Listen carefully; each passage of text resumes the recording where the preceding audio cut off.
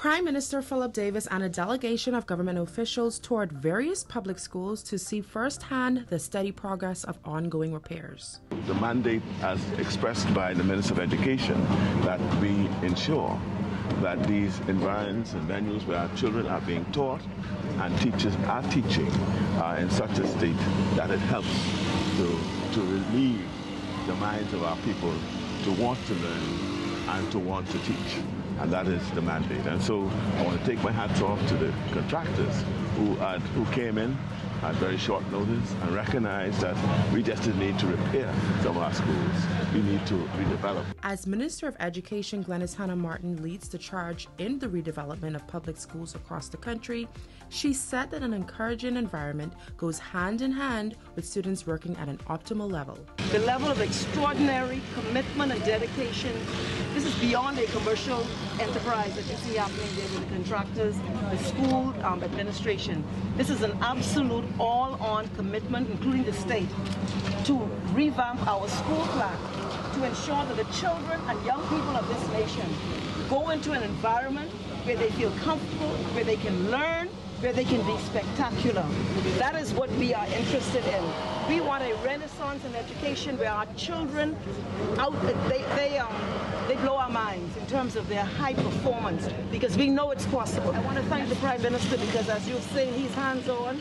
He has personally invested himself in ensuring that when our children go to those classrooms, that they're in environments that are conducive to learning and stimulus and intellectual stimulus, creative output. And so I'm very, very pleased. In terms of meeting our deadlines, our contractors assure us that they will meet these deadlines. We're trying very, very hard. Minister of Works Alfred Sayers assured that despite there being some long-standing infrastructural challenges to some of the schools, they are being addressed head-on and will be resolved in the coming weeks. The minister has mandated really that this not be a cosmetic exercise. So in so many of the plans you have structural problems which have existed for many, many years. And as the repairs are being done, some of those long-standing structural defects, challenges, deterioration are being addressed, as we see here at P.A. Thompson, and even now as the scoped repairs are being done, as they encounter challenges, they're addressing those challenges on the spot. Keeping you in the know, this is OPM Press Now.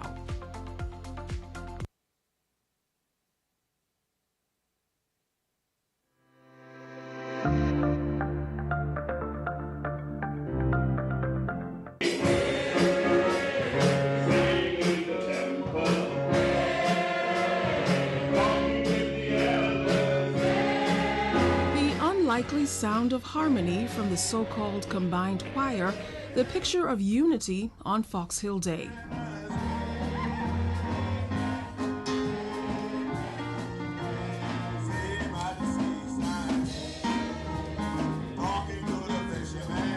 It was the sound that permeated through Fox Hill churches as the Prime Minister made the traditional visits. The last time I was in Fox Hill was in 2019 in August. That's the last time we had gatherings such as this. And also wonderful it is for us to come back together and be doing this again. So I just say to God, be our glory, because He's brought us through this again. And I want to thank you all for keeping this alive. I've been doing it now for many years, and I'll continue to do it because I think this is what we have to lift up and continue to lift up, to remind us from whence we've come from where we are and where we ought to be going, in one spirit and in oneness as a people.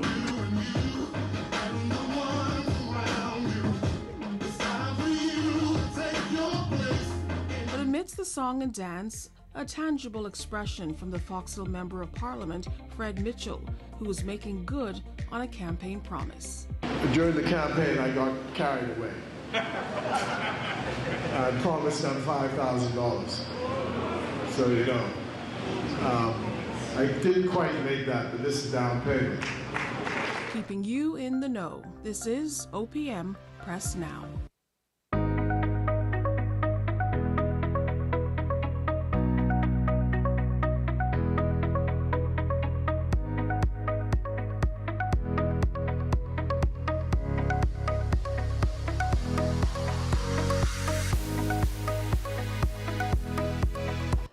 Good morning, media colleagues and those joining us via the stream. It's a pleasure to welcome you to the Office of the Prime Minister's weekly press briefing. We have had many things that happened in the news this week that we're going to be addressing today. And so without further ado, I'm going to invite Press Secretary Clint Watson to introduce our speakers for today. Thank you, Jillian. Good morning, colleagues. Good morning to all of you tuning in and watching.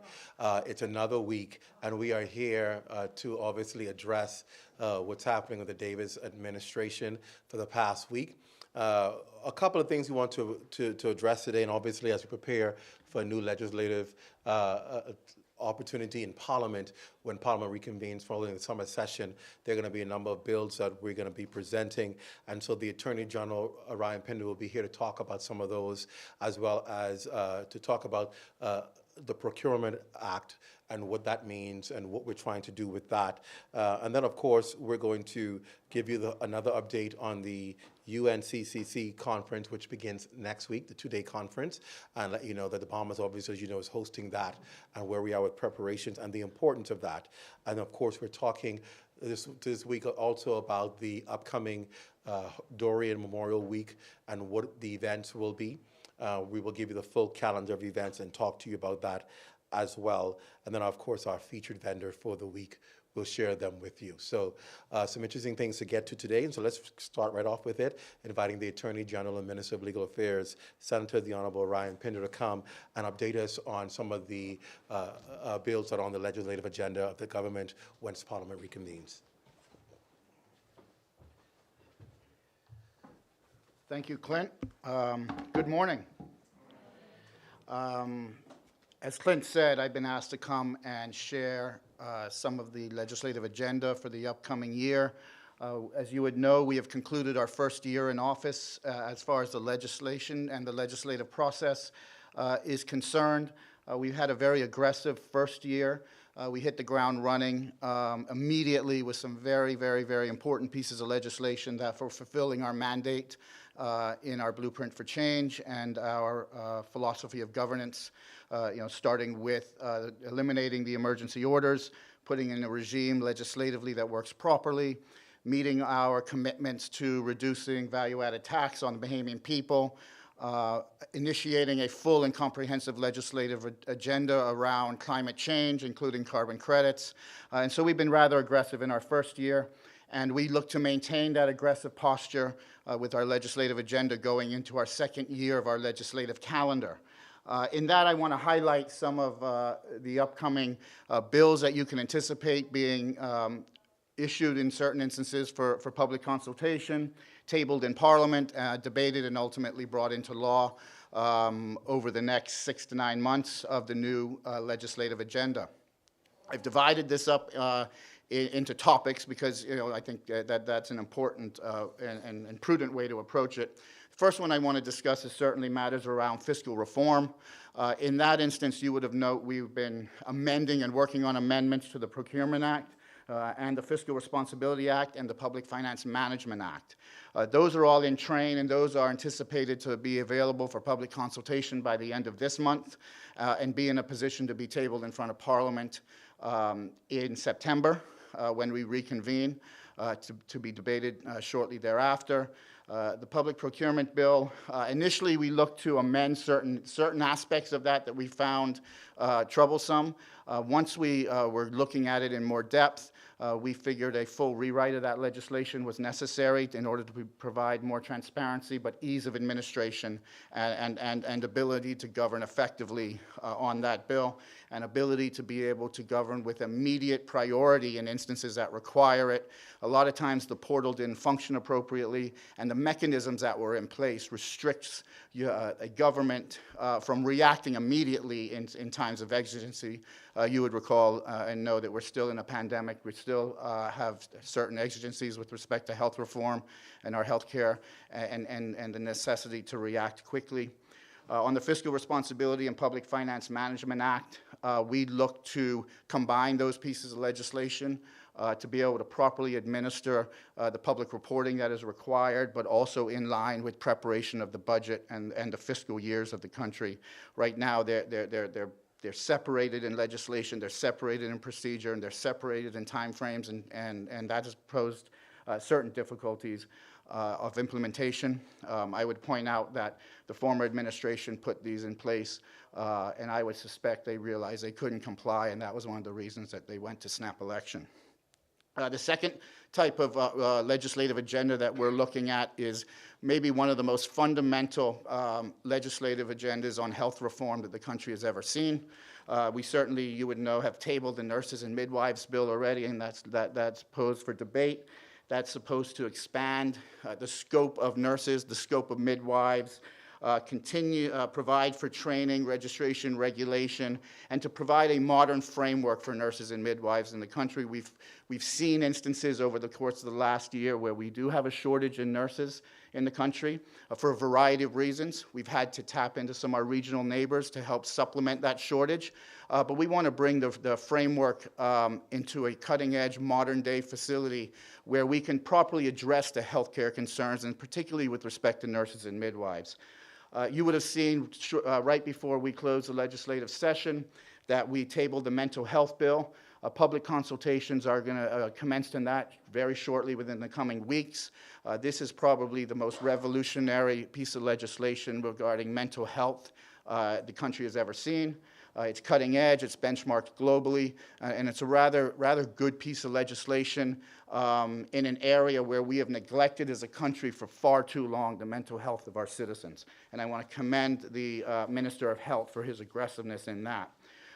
As a corollary to that, we're also looking to table the National Health Insurance Bill to bring in the National Health Insurance Scheme more in line with what we're doing. Consultations with the industry have already been underway on that, and that bill is almost ready to go to the public domain and to be tabled in Parliament. The third area of concentration on our legislative framework going forward in the second year of our legislative agenda has to do with crime prevention and intelligence. You would have heard the Prime Minister say that we have to focus on intelligence and we have to focus on the reasons for crime to try to prevent them, along with obviously catching the criminals. Part of our agenda in framing out crime prevention intelligence, we look to table the National Crime Intelligence Agency Amendment Bill, which strengthens the National Crime Intelligence Agency in order to better respond to intelligence on criminal matters. We're also looking at amendments to the Defense Act. In that Defense Act amendment, we look to strengthen the scope and provide for a broader influence of the National Security Council of the Bahamas, so we can have a broader and more in-depth security approach by legislation, the legislation empowerment of the National Security Council. We're also looking to launch a criminal law overhaul project through the Law Reform and Law Review Commission. And what that will do is look at all of our criminal laws to modernize them, to bring them into international best practices, but also to look at certain elements of case law, especially in the Court of Appeal, decisions that have been made that we would want to look at from a legislative point of view to assist with the criminal enforcement and prosecution of criminals in the country. The third element has to do with bringing our company laws up to date in the Bahamas, our IBC laws, our Companies Act laws, and everything related to that, to redefine the jurisdiction as a central jurisdiction for company and corporations and reorganizations, to be that nearshore Delaware that we should be, and to really give strength on the commercial side of the country to help promote the economic growth and development on the financial services side. As a corollary to that, there's a number of financial services amendments that are being prepared to be tabled over the course of the next 6 months. We look to have a brand new securities industries bill. It's a complete overhaul of the SIA that brings the securities framework of the country to a modern best practices, completely benchmarked internationally. This piece of legislation was revolutionary in its time, but it's more than 10 years old, and as we know, the industry has changed dramatically, and so it's a complete overhaul of the Securities Industries Act. In line with that, we're looking to amend the Investment Funds Act to bring that in line with developments, and we're looking at substantial amendments to the DARE Act again. You would have known as part of our policy position on digital assets, we created a digital advisory panel, which I'm the chair. We work closely with the Securities Commission. It's an ever-changing, rapid industry, and we gave our pledge in our policy paper that we would keep our legislative framework in line with the development of the industry. So you can see amendments that have to do with how clients hold their assets, how the custodians function in a digital asset space, staking, a regime for stable coins. We would have seen there's a lot of questions about stable coins and the proper regulatory framework. The amendments to the DARE Act will address those in that fashion. We also looked for subsequent regulatory amendments to regulations that deal with areas under digital assets. I think it's important, you would know that a core focus of our government and the Prime Minister is the climate change initiatives and the climate agenda of the country. And we look to further strengthen our legislative agenda in that regard. And so in our natural and national resources, I call them, in environmental matters, we have a series of amendments that we would be bringing to Parliament. The first has to do with the brand new National Investment Fund bill. Both in our Blueprint for Change and in the budget communication, you would have heard the context of we're going to create a national infrastructure fund to help develop infrastructure throughout our series of islands and our archipelago using PPP strategies so we could leverage private participation and government participation to strengthen our family islands. We also spoke in our Blueprint for Change about creating a fund to manage private holdings by the government, in companies, such as Cable Bahamas, such as Arawak Port, and the list goes on, in which the government owns shares in private companies. We believe that that should be managed professionally and properly. And so this bill will also provide a framework to be able to launch that fund to hold those holdings. This is an internationally benchmarked piece of legislation, taking the best elements of all national fund legislations across the world and imposes the Santiago principles on the governance of these funds. That is a world-renowned standard on proper good governance on national funds. And so our legislation takes that into account as well. We look to bring forward in the first quarter the Mining Act. That is a commitment in our Blueprint for Change. What that does is that will set up a regulatory framework for mining of natural resources, aggregates, and the like. Right now, we don't have a focused regulatory body to maintain that. Certainly, that impacts our climate change and climate change initiatives that we do as a government. And so we are meeting that obligation in our Blueprint for Change by bringing the Mining Act to Parliament within the first quarter, we hope. You would have heard a lot of discussion about research permits and how we approach research permits and the difficulties that exist in the administration of the Biological Research and Traditional Knowledges Act that was passed by the former administration. We have a series of amendments to bring forward to that bill. And what those amendments intend to do is, one, look at it from a risk-based approach on research permits.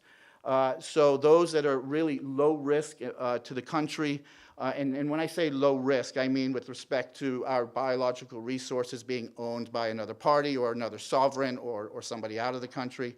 If they're merely educational, if they're merely scientific, we look to have a risk-based approach in that regard so we can help facilitate the pure scientific and educational research in a very expeditious way. When it's commercialized type of research that they want to do, we have better controls over that. And so we're just reworking that to better approach that. We look towards implementing amendments to the Environmental Planning and Protection Act. This is very important. And the amendments, the scope are really twofold. One, that we look to increase the fines that DEP can issue on environmental violations. That's very important. You need to have teeth in order to have the proper enforcement mechanisms on environment concerns. And the second one is going to be very, really pleasing, I think, to Family Island developers in the first instance, but small developers in the Bahamas, or small people looking to do things, frankly. And we look to make certain amendments to increase, to ensure that the environmentally sensitive important areas like mangroves are preserved, but also to have construction activities that are not really in environmentally sensitive areas, nor are they having an adverse environmental impact, to be exempt from the DEP regime and the licensing regime. You would have heard many complaints, people saying, oh, I need to build a wall, but now I have to go to DEP to get permission to build a wall. Things like that we look to help facilitate. We also put doing regulations, and this is important for vessel pollutants, and to allow for DEP to have spot fines and the capability to issue spot fines in the instances of environmental pollutants. Now, that doesn't take away our ability to go to the courts for increased fines. But what it does, for instance, if a cruise ship is having a discharge in the harbor, or like we saw in the Exuma oil spill, the DEP can issue a fine on the spot rather than the current regime where you have to go to court and enforce that mechanism through court. So it's just an added level of enforcement and penalties in instances where we have environmental violations.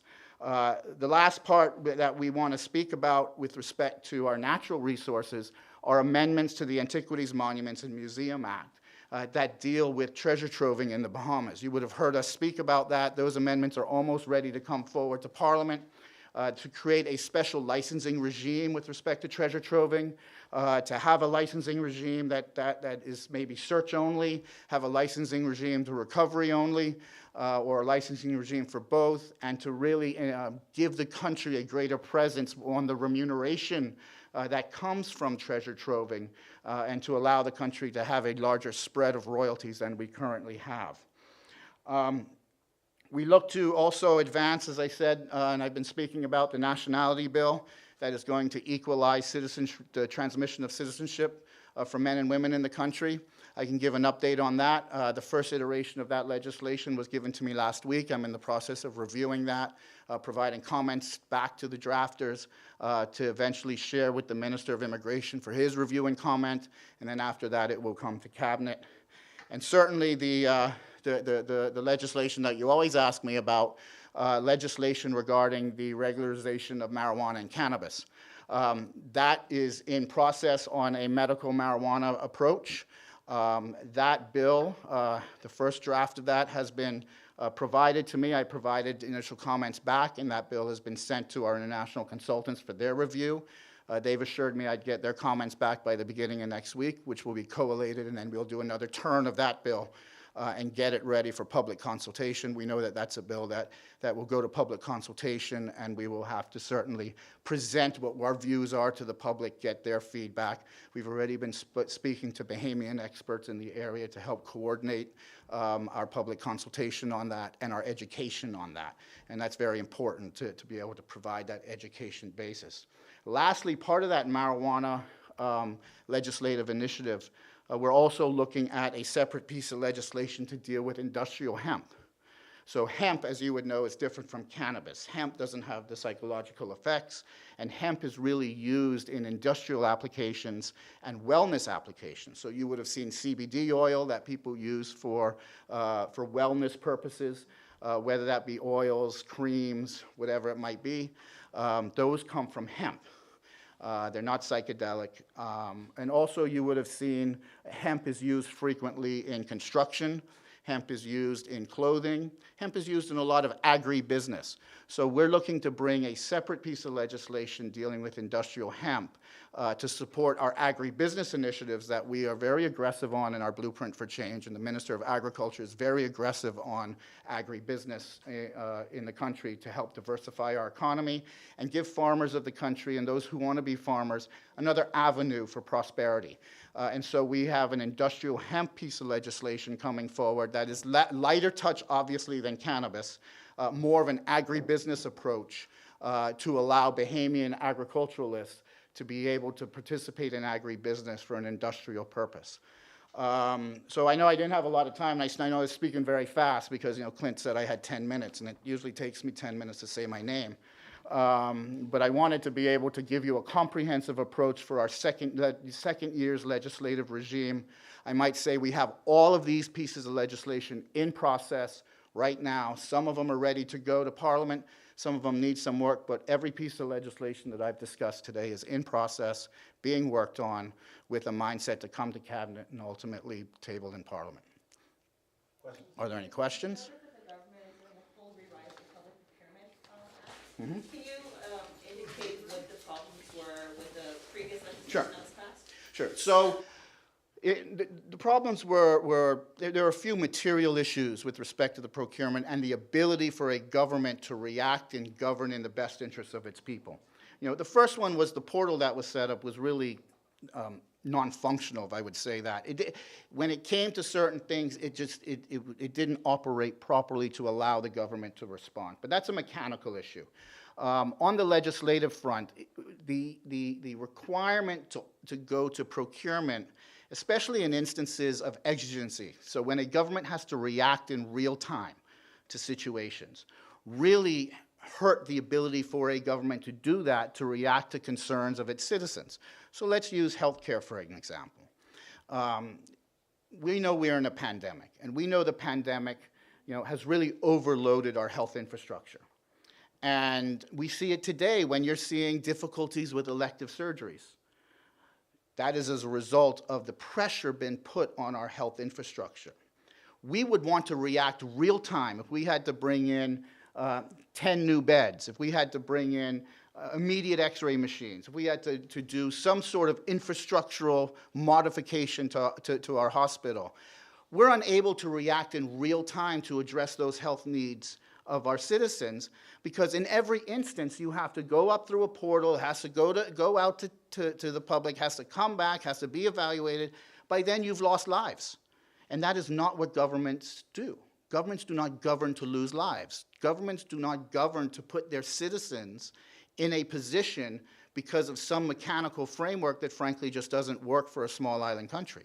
And so those are really important examples and instances in which an overhaul of the procurement regime is required. Now, we're not looking to avoid transparency, and we're not looking to avoid good governance, but we're looking to have transparency and good governance in a regime for a small island nation to be able to react to exigencies to our citizens and to provide the governance necessary that they elected us to do.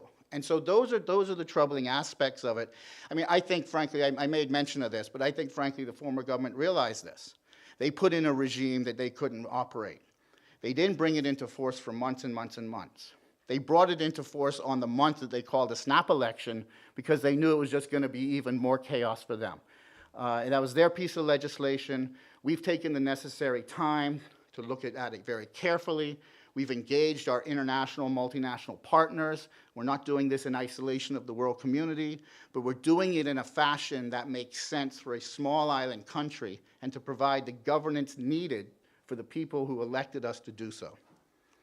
I know you would have spoken about legislation as it relates to intelligence and prevention.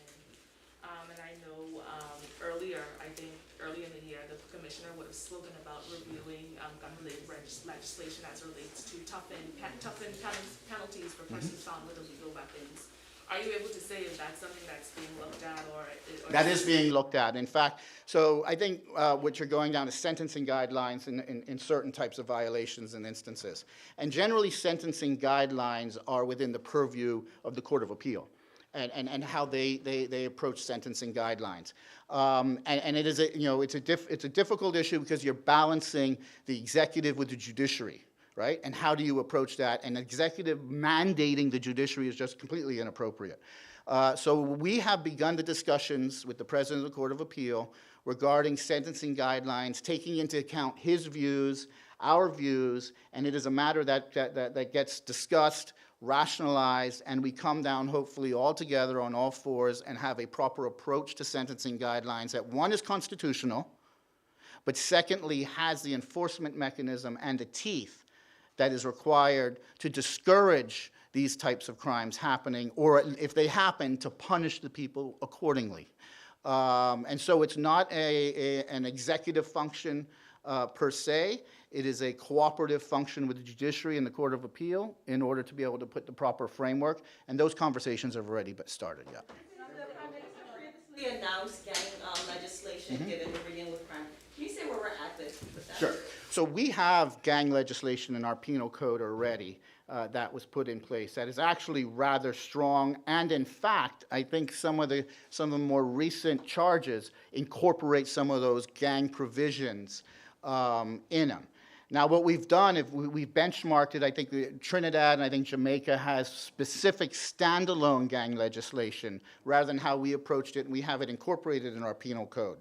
So what we're looking at, and that's part of the criminal the criminal law overhaul project, is to see if we should strengthen it within the penal code. I mean, I find it, honestly, I find it rather strong. We just have to use it in our prosecutions. But maybe a standalone function is a better approach. And so that's part of that overhaul project. We've already pulled the Trinidadian and Jamaican legislation. We've already reviewed it in the context of what our penal code says with respect to that evaluation. Could you reiterate what it is that the government is trying to achieve with the nationality bill, and what is the probability or the possibility of another referendum? Well, I'll take the second one first. There's going to be no referendum on this issue. Your first question is, we look to equalize the transmission of citizenship for Bahamians. With the marijuana legislation, earlier this week, the Minister of Agriculture said he's hopeful that I guess everything with that legislation could be completed by the end of the year. Do you think that's a reasonable time? You know, he's my good friend, right? Yes. You know, he wouldn't say anything without speaking to me first, right? On this type of legislation initiatives. I fully support the Minister of Agriculture and his timeframes that he's put forward to the public. We will meet those deadlines. We will have a bill ready to present to Cabinet in September, as I had said earlier in the summer. The bill has come along rather well, and we look to have that framework in place. And as I said, there will be a public consultation, a thorough public consultation and education regime on this before it gets to Parliament. And in that context, the public will be able to give their feedback and their opinions on it, and we will take that into account, and we will be able to adjust where we seem appropriate on the regime that we look to present. The Minister of National Security, along with the Commissioner of Police, said just this week that they would rather have persons out on bail, persons who have committed murders, they would rather have them remanded as opposed to having them released out on bail. What are your views on what needs to happen in order to make that happen? So bail is a difficult issue, right? So one, judicial reform is required to cause for trials to be able to be expedient, which would lessen the demand and the obligation to grant bail under our current laws. And that's in train. Our prosecution percentages are up. Since coming to office, the DPP is winning 85% of its cases now. It's not trying cases that are not worth trying. We're focusing on criminals. We're focusing on cases that should be won, and we're focusing on getting them to court and moving them through.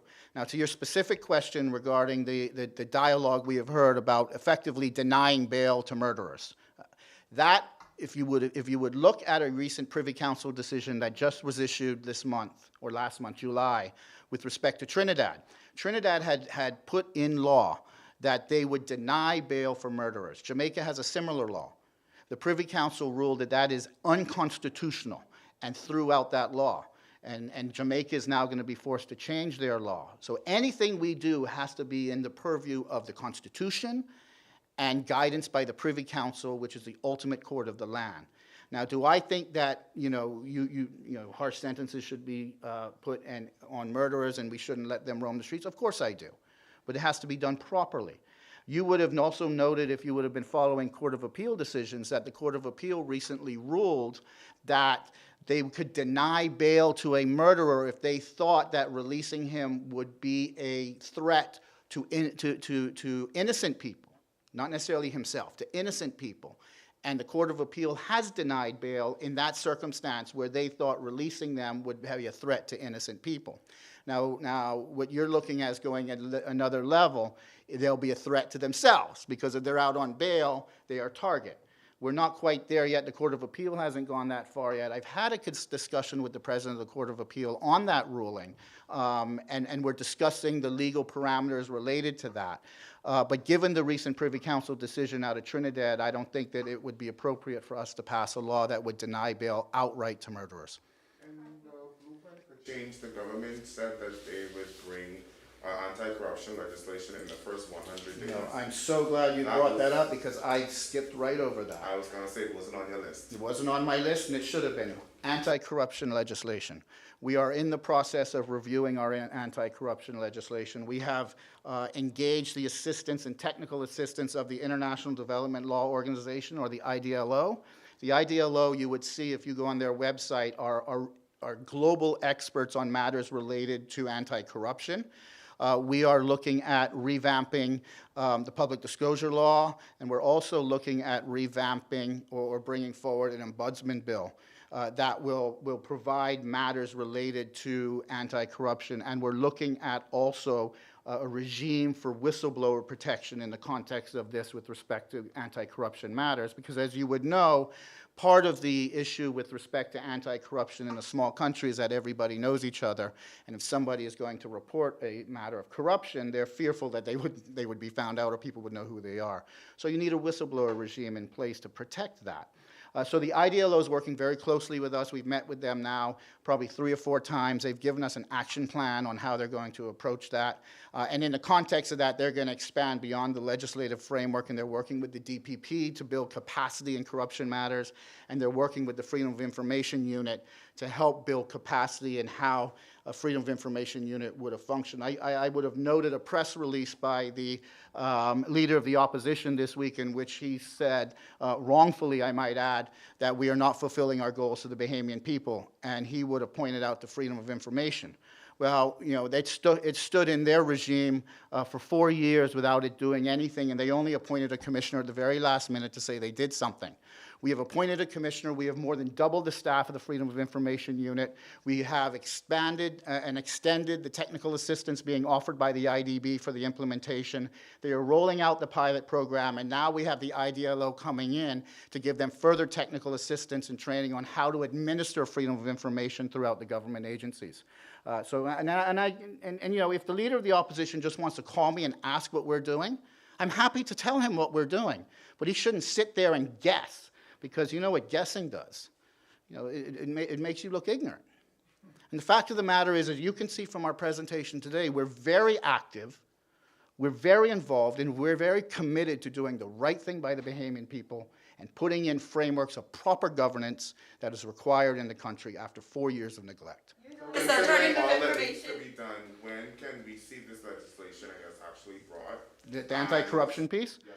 That's probably more on the back end of the next 3 to 6 months rather than the front end, because the IDLO is still engaged. I could bring, for instance, the ombudsman bill I'm rather comfortable with, and I could probably bring that in isolation, but I think it's more important to bring an anti-corruption regime in place and into Parliament, where we have a number of bills dealing with a number of different components. Information pilot program be officially launched? I know we've been hearing about this since last year. It was supposed to be launched earlier this year. But can we actually see that? Well, certainly I think this calendar year. I have a meeting with the commissioner this week.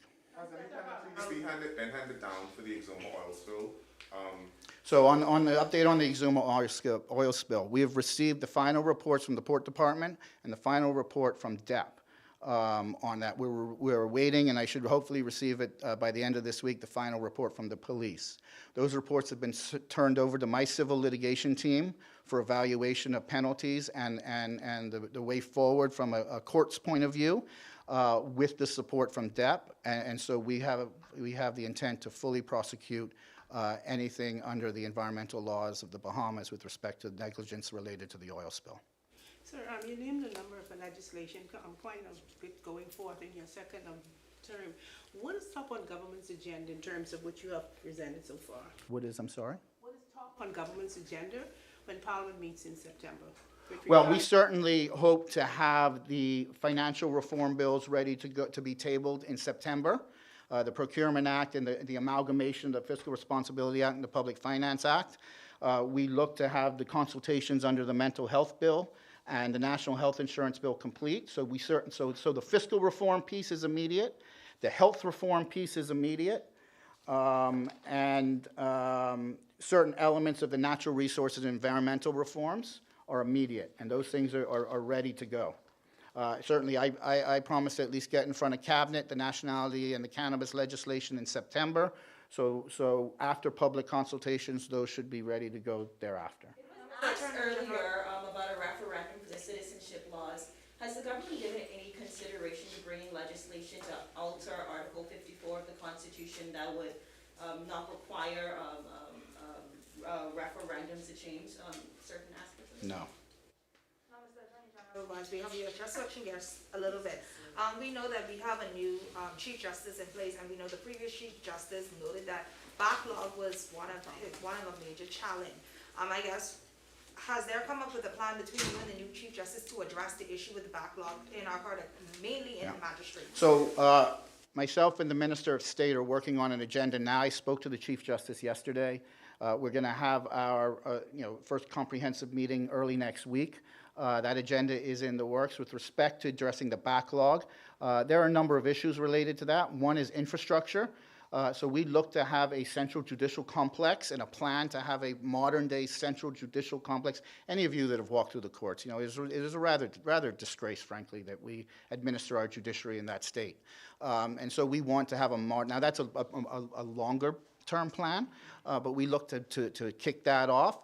Secondly, and I will implore on the Chief Justice, because he is a leader by example in this area. Part of the backlog and frustration also has to do with the timely preparation of orders and judgments after a trial. And in far too many instances in the judiciary, we see extensive delays in orders and judgments, which paralyze the litigants in the matter. The Chief Justice leads by example in this. He is renowned regionally for his attentiveness in being able to manage a court case and issue a judgment. And I'm sure he's going to lead by example with his colleagues in that, and he has the full support of the government to do what is necessary to help expedite judicial matters and cases in the courts.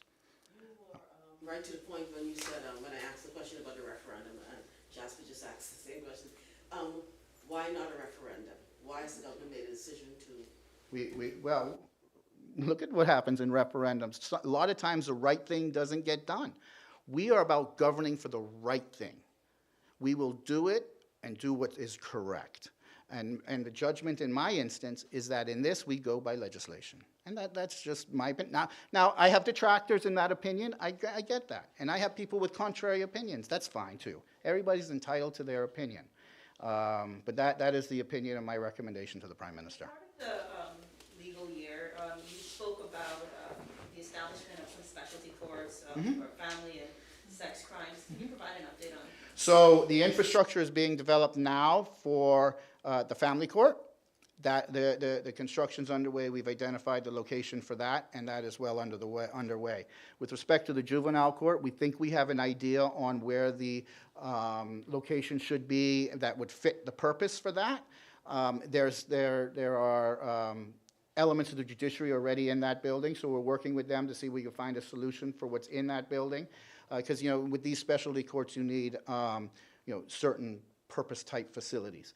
And we think this is a proper purpose-type facility, so that will be one thing on the Chief Justice agenda, is to talk about how we utilize that facility for juvenile court, whereby then we have to shift some pieces. So that's in process, for sure.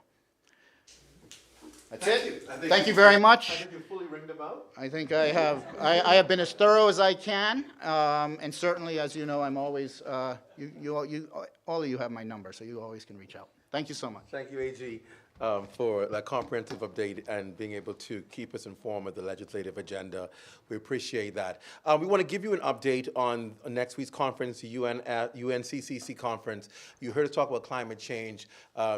And then the importance of it. You hear us talk about the upcoming Dorian Memorial Week, which also is linked to climate change. And that's why the Bahamas has taken such a leading position globally on climate change, because it has impacted us.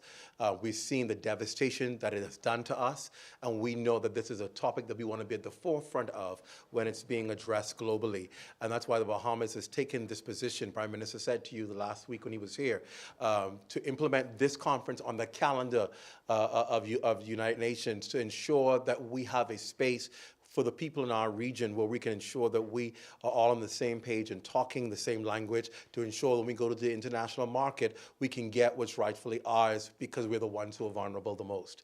And I'm coming to do that now as advisor to the Prime Minister on climate change, Rochelle Newbold, to update us on the conference, which begins on Tuesday. Newbold. Thank you, Clint. And as Mr. Weston has said throughout his introduction, yes, starting on Tuesday of this next week at the Grand Hyatt, there will be a lot of pomp and pageantry, but there will also be a dedicated purpose and vision with regards to the members that will be coming there. We have invited, the Prime Minister has invited all 21 countries within the region. So we're talking not just CARICOM, we're talking about everybody that's an island in this region will be at that meeting, whether or not they are a territory or they're independently governed. So all of whom have accepted our invitation, and we expect to see them there. We are running this meeting at a heads level, so we're wanting the individuals who are the decision makers of the country to be in the room, so that when we finish with this meeting, we will have an agreement amongst the heads as to what it is that we will be asking for, the programs and projects that we will be taking to COP, that we will be presenting to our partners, as this is the solution to our problems. So this is something in the 27 years that COP has been going on, that we as a region have not unified ourselves as one voice so that we can speak. CARICOM is not a recognized entity in the UN system. So that left us without a voice. And we would have had to partner with other largest regions like Latin American states, like the G77 group plus China, and we get lost in that shuffle. And we see that in the way that we see donor funding is attributed to the regions. The Pacific region gets way more money than the Caribbean region. Latin American groups get way more money than the Caribbean region. And yes, we're small islands in comparison, we're smaller populations in comparison, but notwithstanding that, we have a very definitive, definite, and immediate need where we need those financial assistance and we need those partners to start to take action. So with everybody now in the room, including some of our international partner organizations there, we are going to be having very frank and open discussions. We're going to be having to the point and naked discussions, no being PC, no being politically correct, no being niceties. We have a region in crisis. This issue of climate finance, this issue of climate insurance risk, these are true and real realities for us. It's creating debts for our nations, and we need to get this matter addressed. We will also be, because we want you guys to always keep in mind that we have a vision that includes the youth of this country. We had a regional conference of youth just recently in July, and now in August, we're having a regional heads of government meeting, and guess who will be in the room? The youth will also be in the room, because they now need to have an understanding and they need to learn and they need to be ready to take the seat when we abdicate because of age or whatever the case may be. So they will also be there. Ashante Russell will be representing in the room, and Miles Johnson from Long Island will be representing in the room. And because of what we are doing and elevating our youth in this process, we have seen that the region are now saying their youths are raising their voices and pointing fingers. Well, if the Bahamas is doing that, why aren't we being allowed to go? Why aren't our governments putting us forward? And we see that, we also talked about this, I think, at the last press conference, the 6 individuals that will be going to the COP. So now we go in from that regional conference, we go into this heads meeting, and now they will be going to their own youth conference that will be in Egypt, and also participating in the larger global conference. So we want to make sure we have an understanding. It's not just this generation, but it's in the generations to come. And to better prepare them, we need to make sure that they're along with us as we go through the process. It's not just about the issues when we talk about the 1.5 degrees, what's going to happen 100 years from now. It's about the climate insurance, the risks that we're taking now in our generational lifetime, the impacts that we're going to be seeing. We're talking about the fires that are going on in Grand Bahama right now. We're talking about the fires that are going on in Europe right now. We're talking about the fires that are going on in the Americas right now. We're talking about the hurricane season that is vastly approaching encroaching on us, and my goodness, what is that going to bring for us, and are we truly prepared, not just infrastructurally, but are our people prepared for the changes that we need to make as time moves on? So we're very excited. We will be assured, the police have assured me that security will be tight because we need to protect our heads while they are here to make sure they're fit and strong and able to be there with us at COP. We are also going to be having a position at COP where we're going to be launching this Caribbean initiative, because everybody gets an opportunity at that global meeting to talk about what their region has determined is the way forward. And now we will have that opportunity to have that light on us, for us to tell the world what we as a region want for us and our people moving forward. How many of the regional heads of state have confirmed attendance? More than 80%. Thank you. Thank you for that update. And talking climate change, I think it's fitting to transition into this next section where the government of the Bahamas is announcing the Dorian Memorial Week, which will take place from Friday, the 26th of August to Sunday, the 4th of September.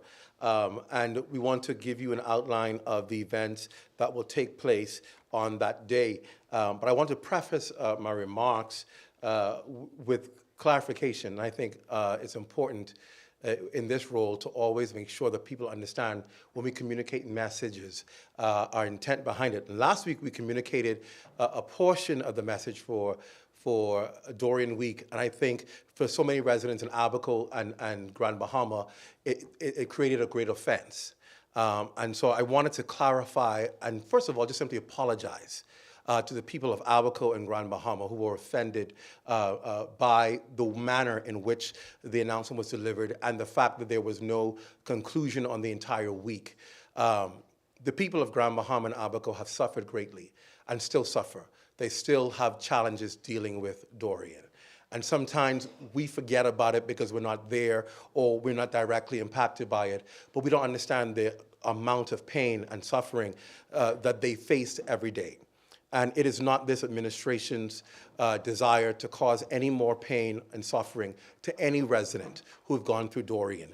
And so we want to apologize, first of all, for the offense that was created, and to come back this week and give the full outline of the week so that people can see the importance of this and the need to participate in Dorian Week. We suffered and lost so many people. It's the worst tragedy this country has seen. And that's why it is so important that from now going forward that we remember September 1st.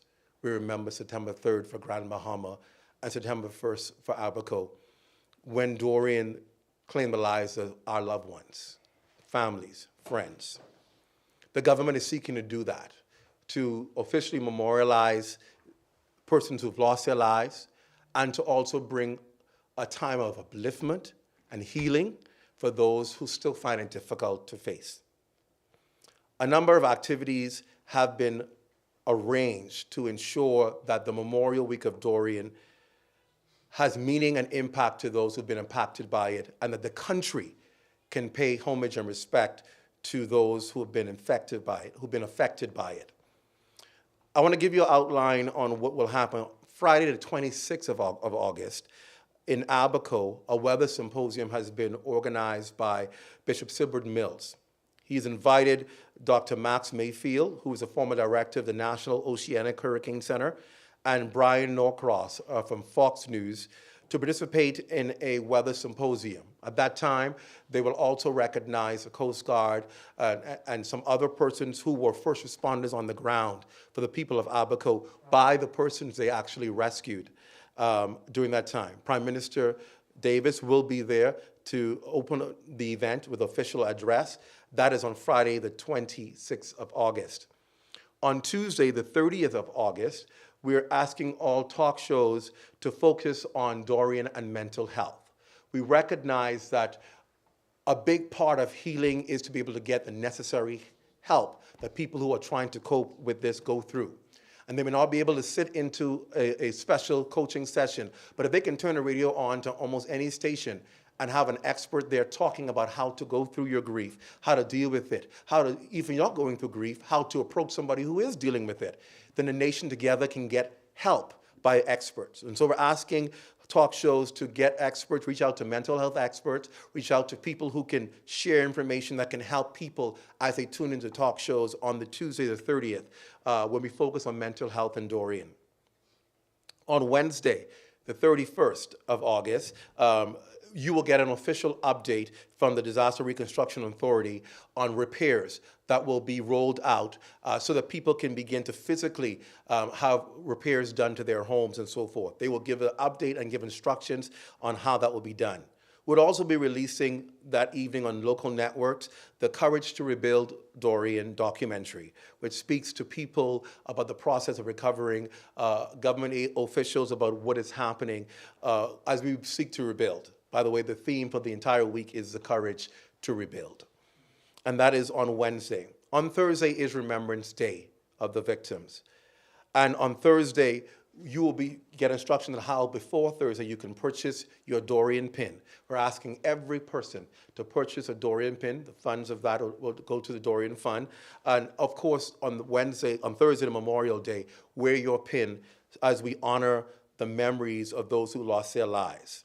There will also be the official memorial service in Abaco on Thursday morning, the 1st of September, and a wreath-laying ceremony with the families following right after. You know, on Thursday evening here in New Providence, there'll be a memorial concert at Bahamas featuring CeCe Winans and others. That event is also being used as a fundraiser for many who will come there. We're asking people to bring donations. You'll be given an envelope there that you can also sow in a seed or fund or donate into the Dorian Fund that will be used for families. So we'll tell you more information on that. But we're asking persons who are coming to the free concert to bring with you whatever donation you want to give so that you can give to that fund as well at that concert and that benefit fundraising. Flags will be flown at half-mast on that day everywhere throughout the Bahamas. And we're asking communities to pause, to reflect, to honor the memory of those who lost their lives. On Friday, the 2nd of September, in Grand Bahama will be the memorial concert at New Life Worship Center featuring gospel artists from Grand Bahama. They will be highlighting that event and, of course, bringing music that will uplift and inspire people. On Friday as well, we're asking businesses throughout the country to create a special or an initiative where people can get a special rate on whatever they purchase, and you can make a portion of that donation as well to the Dorian Fund. But we want businesses to be involved in creating a special item on your menu, if it's a food restaurant, or special discount on some item that you can publicize so that people can have an opportunity to give, and also you can be a part of the initiative to honor the memories of people during Memorial Week. On Saturday, there will be the Memorial Day concert, the memorial concert in Abaco, featuring artists as well, Bahamian artists who will be in Abaco. And that's at Friendship Tabernacle for those in Abaco, for Abaconians to come out and to support that time and be uplifted with music and to inspire them as well. On Sunday will be the memorial service for Grand Bahama, and that will be held at Jubilee Cathedral. And following that service, which is a collaboration with the Grand Bahama Christian Council, the Port Authority, and the government, there will be a wreath-laying ceremonies at new monuments that have been erected in the eastern end of the communities in Grand Bahama. There are 3 of them.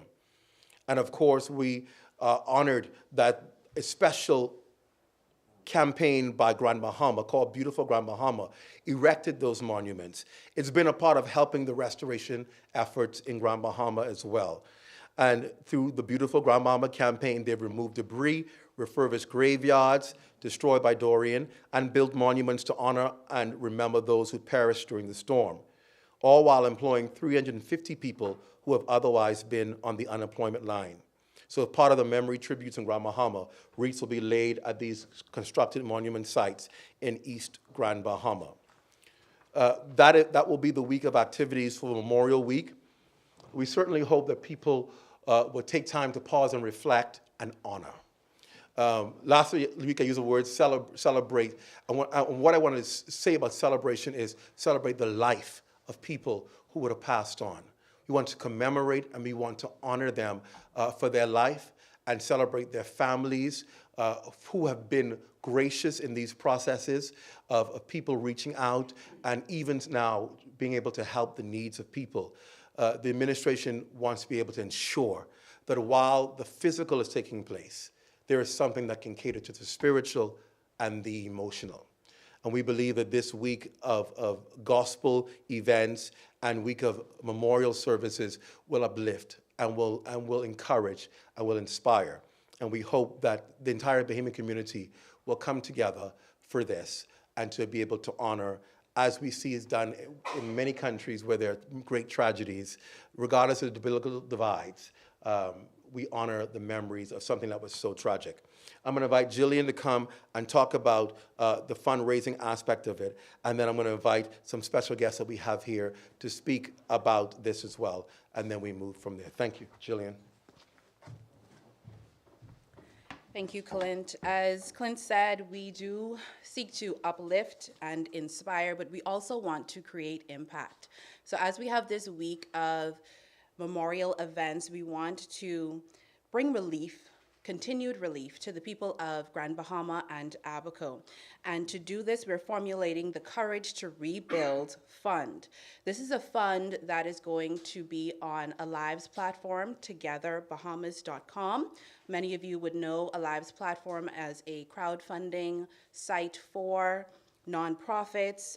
It's been widely used by many NGOs, even after Dorian. It really was launched and championed right after Dorian so that the rebuilding efforts can continue. People from around the world and the Bahamas can donate to this platform to give relief to those who need it the most. And so we thought it fitting to revive that, bring it back, and really impact the people who are on Grand Bahama and Abaco. So you will have an opportunity, those watching me from as far north to down south, you will have an opportunity to join in as we have this Memorial Week and really impact your brothers and sisters who are in the north. How it's going to work, we are going to launch the platform September 1st, and it's going to run the entire month of September. On Alive's platform, we have selected 4 NGOs, 2 from Abaco and 2 from Grand Bahama, who will be the recipients, 100% of the funds that will be created. I want to say here, while we are not announcing the NGOs today, I want to say that these are people that the community, they know. They've been doing the work. They have been rebuilding homes, putting together roofs, feeding people in the community. So these are well-known people in the community. We have collaborated with the ministers as well as community leaders there in the selection process for this.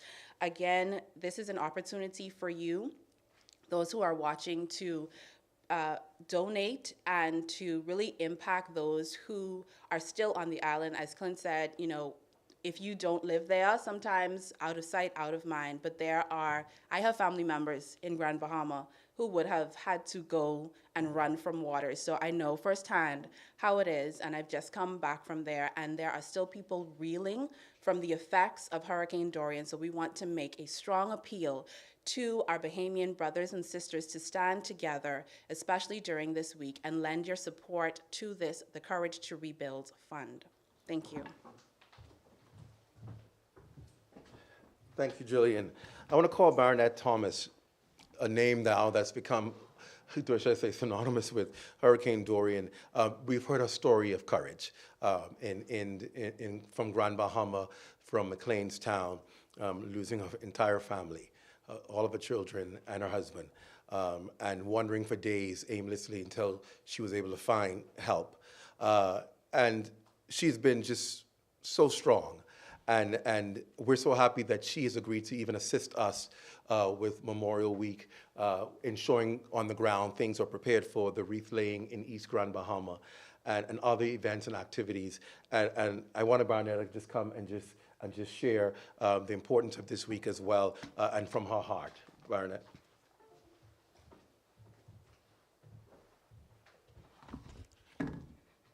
Good morning. As you know, my name is Baronet Thomas, and as you may see me as a Dorian survivor or a victim, to me, I'm a victor. As you know, on September 3rd, 2019, a ferocious storm, Hurricane Dorian, separated me from my husband and my 3 children. Unfortunately, my family got lost in the storm. I could never forget that day, nor the days following.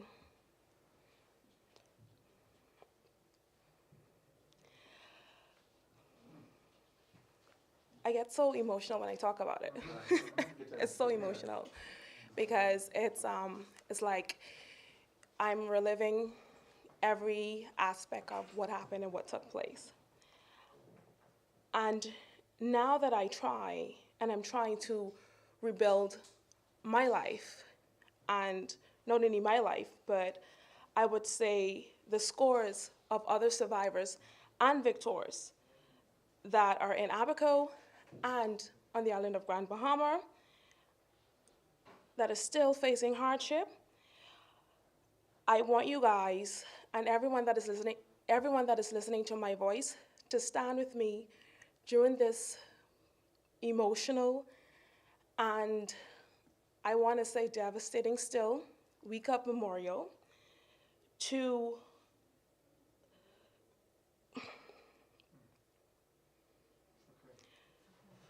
let's see the bigger picture, to understand that yes, what's going on, it seems like it's a lot of festivities, but understanding that this is a step forward, is a step forward to us having closure, and not only having closure on a small basis, but having it on a larger scale.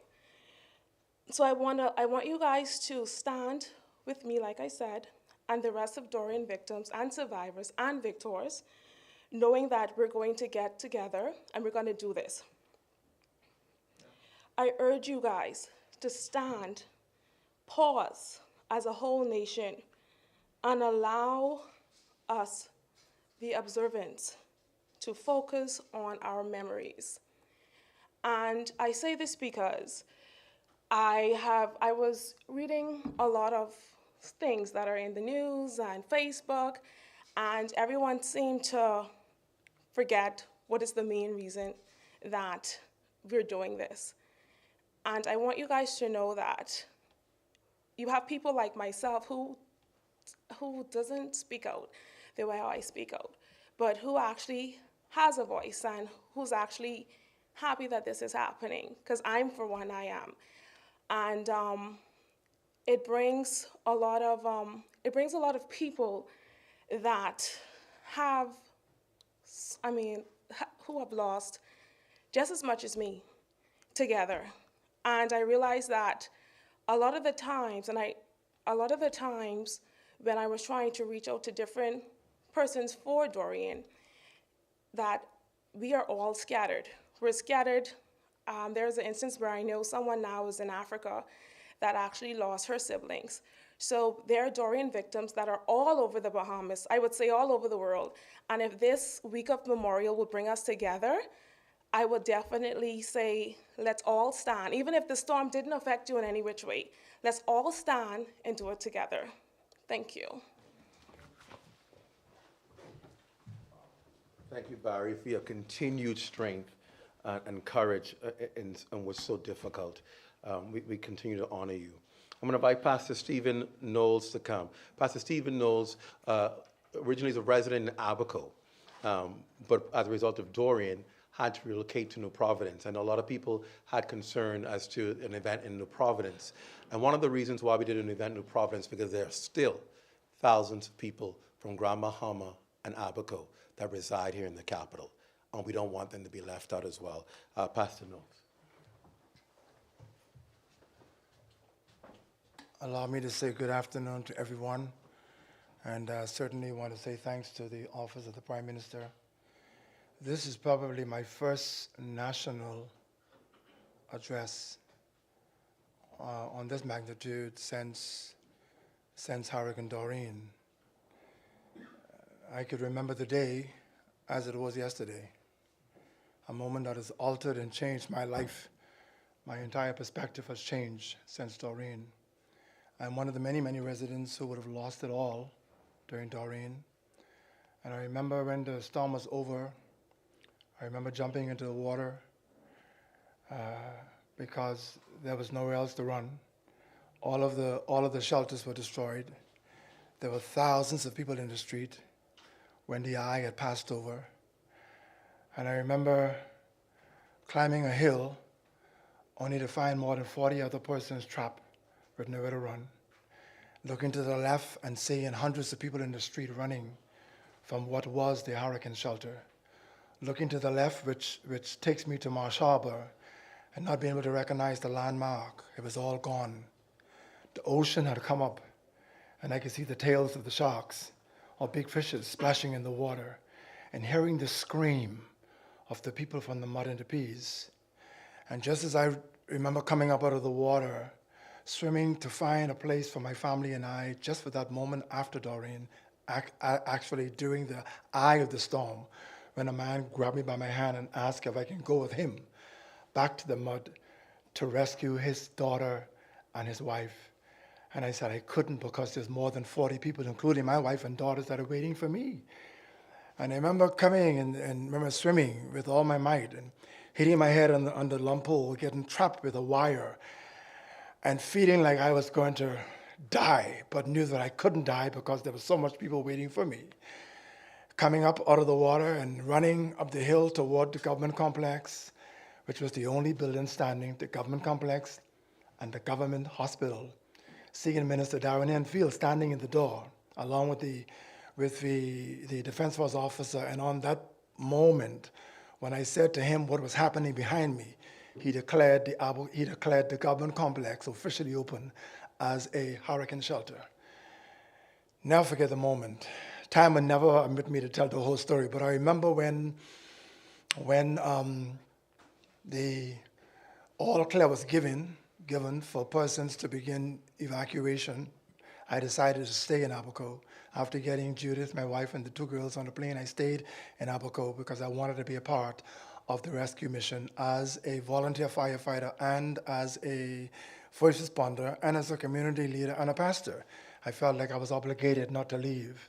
That once I could assure that the plane was going to take my wife and kids safely to the Nassau, where other family members are waiting for them, I should stay. And I remember days in the rescue, we were just about to try to unravish a heap of debris to remove a body that was in the debris. And we thought it was a body based on the stench. My left feet was hanging off of the backhoe, and all of a sudden I felt like the left part of my body had gone to hell. I felt this amazing heat went down the left side of my body. Then I realized that my left feet was being crushed between the backhoe and the plywood. I felt a fire like I never felt before. I remember that day so well, and the adrenaline was so going, and all that I had seen, somehow in that moment I separated my crushed feet. I took my pain out of the equation, and I focused my mind somehow on what I saw, the devastation, the helpless people, those who were trapped in their cars, hanging from trees, stuck in places, and I just blocked out my pain and kept that firefighter boot on for more than 10 days, never took it off. I went to the field in the day, came back in the evening, took the baby wipes, wipe under my arm, different parts of the body, but I never removed that boot because I knew if I moved the boot, something was going to be underneath the boot. Then after so many days, I couldn't take it no more. I break down. I started to have a mental breakdown. I started weeping in the street. A doctor who had flown in with some psychiatrists found me in the street weeping, and they said, "You can't stay here. You need to go quickly because you are on the edge of going over." They put me on a ship. Only ship that was leaving Abaco was no cabin. It was just an open deck freight ship with the sun peeking in the skies, and I was laying on that ship. No one knew where I was. There was no way to contact anyone. We got out into the ocean, and the ship broke down. A journey that should have only taken me 10 hours took a whole day on the sea. Got into Nassau at 3 a.m. in the morning, no cell phone to call nobody. No one knows where I am. I had to sleep under the bridge until the next morning. Fast forward the track. I ended up I had to go in for a couple of days for quarantine. I saw the doctor, and then they took the shoes off, and then that's when I realized my foot was in trouble. Fast forward the track. To save my left feet, I had to do more than 7 surgeries, more than 285 rounds of physiotherapy. This month is going to make 3 months since I've been in my own shoes. I've come today to say thanks to the Prime Minister for having something in Nassau, because there's a lot of us here. Not because we want to be here, there's a lot of us have nowhere else to go. So we are in Nassau because it is what it is, and our journey continues. When I talked to Mr. Clint, and he invited me and told me what was being done,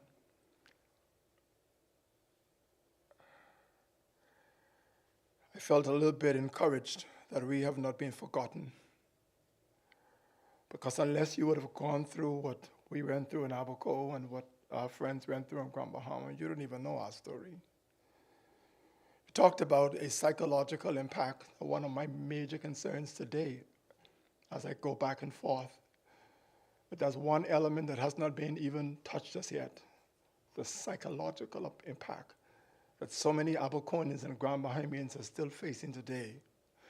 When Nassau and the other family islands hear about hurricane season, it will never impact you the way it impacted us. So I can tell you there are thousands of Abaconians and Grand Bahamians today, their hearts are racing at the thought of another Category 4 or 5 hurricane. And a lot of us have been displaced. I'm in Nassau, lots of us are in Nassau. There's a whole lot of us, Mother Clint, who want to go back to Abaco, but there's nothing to go to in this moment. And so I use this platform to say that this is a tremendous opportunity for us to come together, because though Dorian impacted Abaco and Grand Bahama, it impacted the entire Bahamas. How can you say that, Pastor? Because we are one family. I'm Grand Bahama in the north, to Inagua in the south. We are one people. And whatever hurts any one of us is supposed to hurt us all. This is a great time for us to celebrate the fact that someone I saw on Facebook, they was asking, how could you call this a celebration? I say, yes, it is. Yes, it is. 1,000 times it is. We celebrate the fact that a lot of us didn't die. That there are more of us that are alive than those of us that we lost. We celebrate that. That is a cause to celebrate. We also celebrate the memories, the wonderful memories of the loved ones that have gone on. Yes, there's cause for celebration, and there's cause for remembrance and reflection. And so I see this as a tremendous opportunity for the islands of the Bahamas to come together like you come together for the Bahamas Games. Come together and let's celebrate life. Let's give God thanks first. Let's give God thanks. Let's celebrate those of us who made it through hurricane, as we celebrate the memories of those we lost, as we commemorate and we remember all that has gone through. And then this also gives us an opportunity to not forget that for many of us in Abaco and in Grand Bahama, the journey still continues. Thank you so much for having me. Thank you so much, Pastor, for your transparency and your honesty, and we appreciate it. You may not be able to see in the room, but Barry and Pastor Knowles are embracing.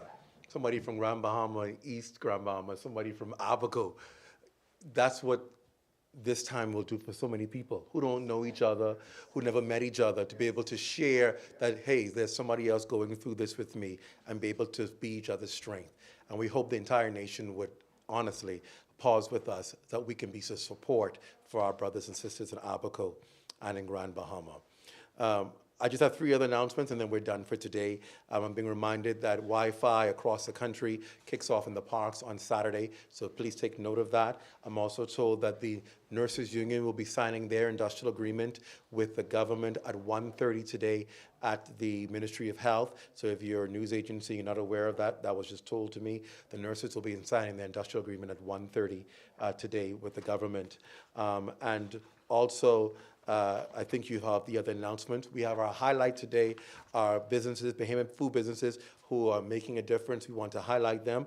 Today we're going to be highlighting Corn Diggity Dog, Aquindo Colebrook, and of course, Mervyn Sweeting from Switcher, which we all know. I'm going to invite Aquindo to come and tell us about Corn Diggity Dog, and then Mervyn can come and tell us about Switcher.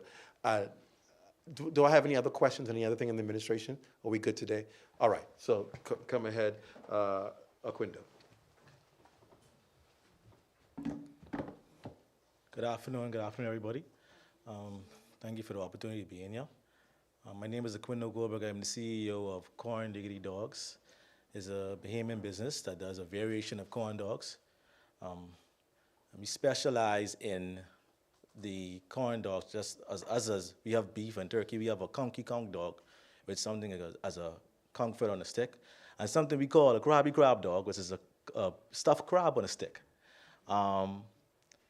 We did, from 2015, we do pop-ups, we did festivals, and as of the pandemic start, we started to get into manufacturing the product, which we have it in some food stores, and we are now restructuring to do bigger and better things. It's kind of a secret for now, but you know, we have been out there for a while. I started this business while I was on the Defense Force. I left. I spent 10 years in the Defense Force. I left there to pursue my dream. I saw a vision from God, and He was just telling me just go and go and go, and I went ahead and just did it. You know, I just trust myself, believe in myself, and I went ahead and did it. And it's been a struggle, I'll be honest with you, but I'm still pressing on, and I believe in, you know, this will be all over the world one day, all over the world one day. So. Tell them how they can get it. You can, well, as of now, we're restructuring, but you can look us up on Instagram. We're on Facebook, Corn Diggity Dogs PHS, and you can pop a question and ask anytime. You could get this product delivered to your door, actually. So we're kind of doing special orders for now, but we're still out there and just letting the public know. But now we're restructuring to do bigger and better things. Thank you. So he has Corn Diggity Dogs, so all of y'all today, so enjoy that. Come, Mervyn Sweeting from Switcher, a brand we know.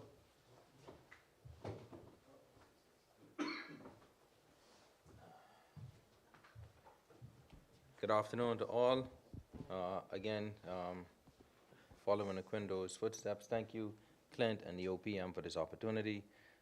As you all aware, or should know, Switcher by now is a household name. We've been in business since 2007. Short story, started in my kitchen, went on the side of the road by the Mall at Marathon for 2 years, and the company kind of grew from there. So fast forward today, we work with one of the largest co-packers in the country for production. Lightborn Trading does our distribution for our ready-to-drink products, and Cisco does our distribution for our bag-in-a-box products to fast food restaurants and hotels. So the company has changed from the kitchen in the side of the road into a corporation. We also export to America, predominantly South Florida and Atlanta. You could go to Jetro and find Switcher. So it's progressing pretty well. We have a myriad of flavors and sizes, and we have more products to bring on stream as time go on. The growth is phenomenal. The brand is recognized, and the business is going pretty well. So I just want to thank the Bahamian people for their support as we continue to develop the brand throughout the country, and the goal is to make it a global brand. Thank you. Thank you. And of course, Corn dogs and switcher today, everybody. That's our press conference. If you have any questions or concerns, you can always reach us here at the Prime Minister's press office, and we're here to accommodate you. Good afternoon, everyone.